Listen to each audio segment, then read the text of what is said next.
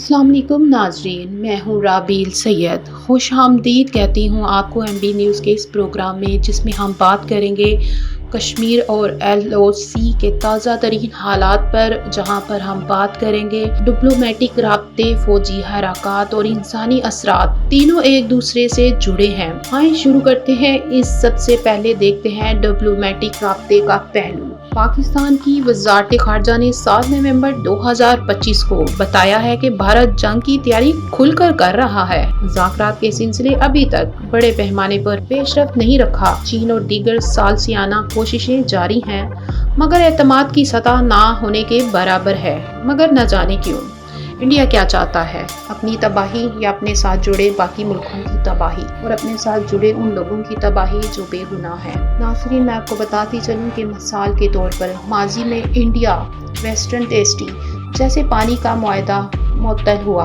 जो ताउन की कमजोरी का अलामती इशारा है। दूसरा, फौजी हरकत। मई 2025 में भारत ने ऑपरेशन संदूर के नाम से पाकिस्तानी इलाकों के ठिकानों को निशाना बनाया।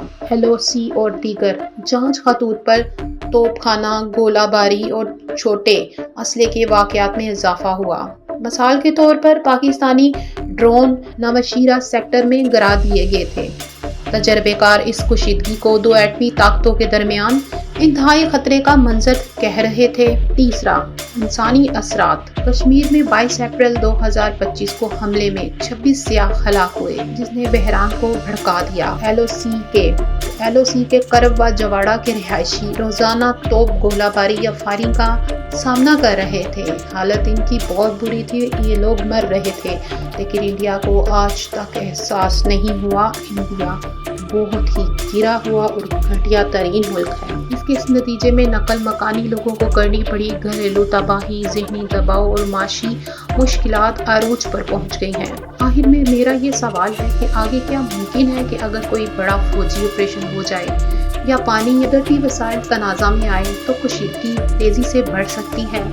दोनों ममालिक की फौजें आमने सामने हैं, उनके फासले भी कम हैं और वो तैयारी में बैठे हैं कि कौन पहल करे, और ये पहल हमेशा इंडिया ही करता आया है और इस बार भी इंडिया ही करेगा। और इंडिया को इस बार भी मुंह की खानी पड़ेगी।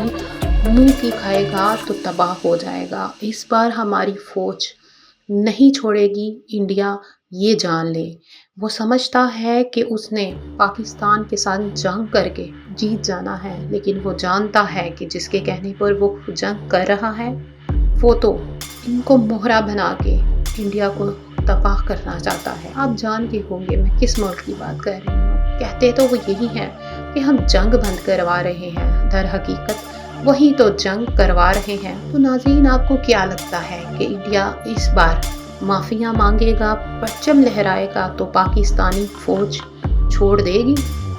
नहीं, बिल्कुल नहीं। इस बार इंडिया सफाई हस्ती से ख़त्म होने वाला है, क्योंकि फौजें तैयार हैं और अपने महाज पर खड़ी हैं। वो इंतज़ार कर रही हैं कि कब इंडिया अपना बुज़दिलाना हमला करे तो हम उनको सफाई हस्ती से मिटा दें। हमारी फ़ौज जिंदाबाद ही है और रहेगी जब तक हमारी फ़ौज, हमारे फील्ड मार्शल सैयद आसिम मुनीर हैं। हम पाकिस्तान को कोई भी मैली नज़र से नहीं देख सकता, क्योंकि जब से वो आए हैं उन्होंने फौजी कमान को इतना मजबूत और पायदार कर दिया है कि हर मुल्क पहले भी डरता था, लेकिन अब ज़्यादा डरने लगे हैं।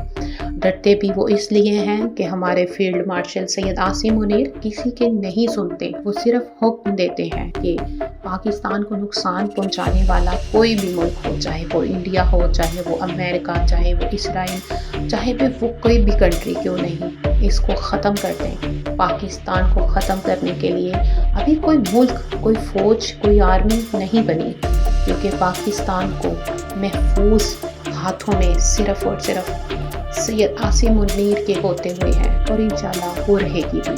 खैर, दोनों ममालिक के लिए मुज़ाकरात और सालसी की حکمت عملی لازمی ہے اور متاثر علاقوں کے لیے انسانی امداد، نقل مکانی کا انتظام اور بحالی منصوبے ناگزیر ہے۔ خطے کی صورتحال نہایت نازک ہے مگر امید بھی باقی ہے۔ پاکستان کا موقف واضح ہے، مذاکرات کا دروازہ کھلا ہے مگر امن کے اصولوں اور قومی وقار کے ساتھ۔